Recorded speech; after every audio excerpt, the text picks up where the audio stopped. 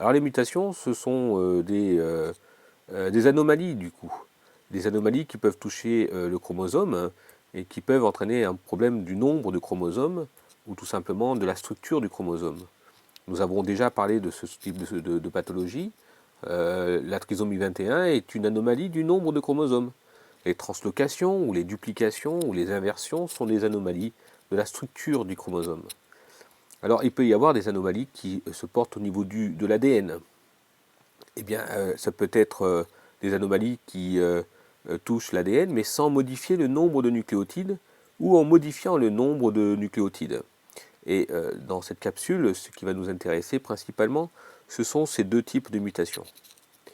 Alors, par définition, ce sont donc des accidents de copie de base. La plupart du temps, elles se manifestent par des accidents au cours de la réplication ou au cours de la transcription. Les mutations donc, peuvent être également dues à des, comme nous l'avons vu dans la première diapo, à des agents chimiques ou des agents biologiques ou des agents physiques. Alors ces mutations peuvent être positives ou négatives. Alors commençons par les mutations sans modification du nombre de nucléotides, donc autrement dit sans modification du cadre de lecture. Alors de quoi s'agit-il? Alors je vous rappelle que le cadre de lecture, c'est tout simplement l'association de triplés de nucléotides. Je vous rappelle que lorsque nous avons vu le code génétique, nous avons dit que le code génétique était codé par des triplés de nucléotides que nous appelions des codons. Et bien le cadre de lecture, c'est la succession des codons depuis donc le codon codant pour la méthionine ATG jusqu'à un codon stop. Et tous les codons qui se succèdent et sans se chevaucher, eh bien, constituent ce qu'on appelle le cadre de lecture. Alors je disais donc les mutations sans modification du nombre de nucléotides, donc sans modification du cadre de lecture, c'est ce qu'on appelle des substitutions. Autrement dit, on va remplacer une base par une autre base. Alors il y a trois cas de figure qu'il faut considérer. Le premier cas de figure, c'est si vous avez une mutation d'un nucléotide par un autre nucléotide. Par exemple, si on regarde ici le dernier nucléotide, vous voyez qu'il y a eu une substitution d'une adénine par une guanine, ce qui a changé le codon de A à U en AAC. Alors, il se trouve que parce que le code est dégénéré, eh bien, ces deux codons codent pour l'acide aspartique. Donc, aucune conséquence vis-à-vis de la protéine. C'est ce que nous appelons une mutation dite silencieuse. Deuxième cas de figure, si par exemple ici vous voyez le changement d'une thymine par une adénine, cela va changer également le codon. Il va devenir donc GUG au lieu de GAG. Mais là, dans ces cas-là, eh bien, ces deux codons codent pour deux acides aminés intégralement différents, puisque dans la souche sauvage, eh bien, le codon normal devrait coder pour l'acide glutamique, alors que dans le cas muté, il code pour la valine. Alors, ce sont deux acides aminés qui sont complètement différents d'un point de vue structure.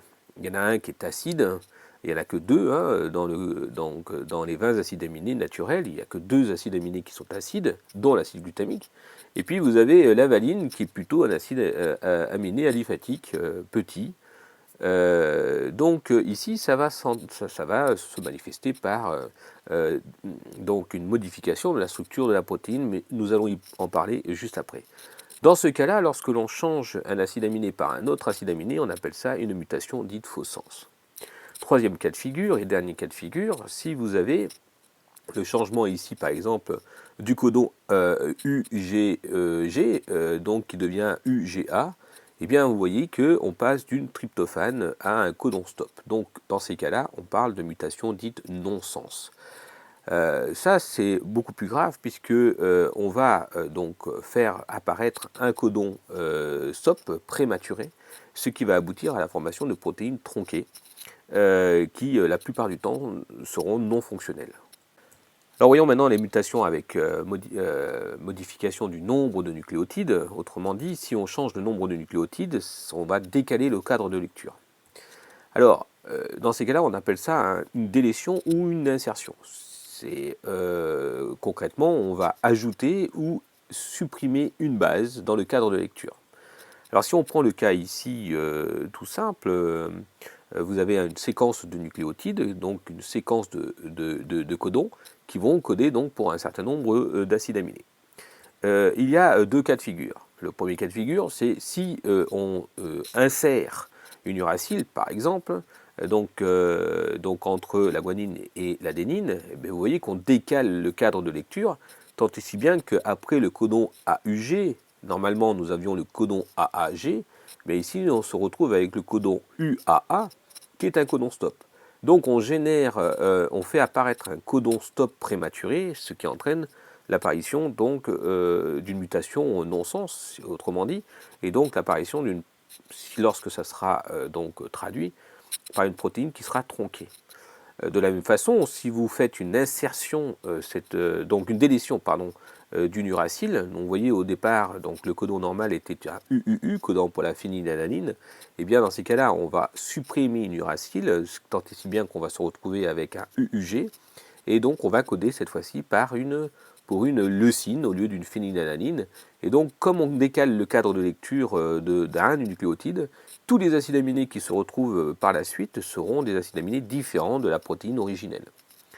Les mutations avec modification du nombre de nucléotides sont généralement graves parce que soit il y a apparition prématurée d'un codon stop, soit donc apparition ou disparition d'un acide aminé dans la chaîne protéique.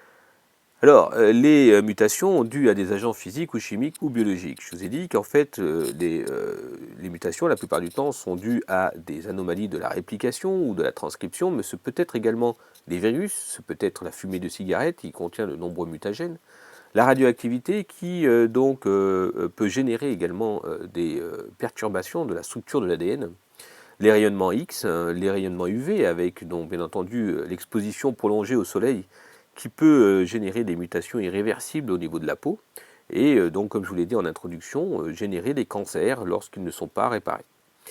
Le mercure est un agent mutagène. Alors qu'est-ce que ça fait? Eh bien ça peut générer des dimères de thymine et ça peut générer des coupures de l'ADN. Toutes ces mutations peuvent être réparées par des systèmes performants de réparation de l'ADN, mais parfois, ma foi, elles ne sont pas réparées. Donc soit les cellules vont se contenter de conserver la mutation, ou alors elles vont entrer dans un phénomène de mort programmée.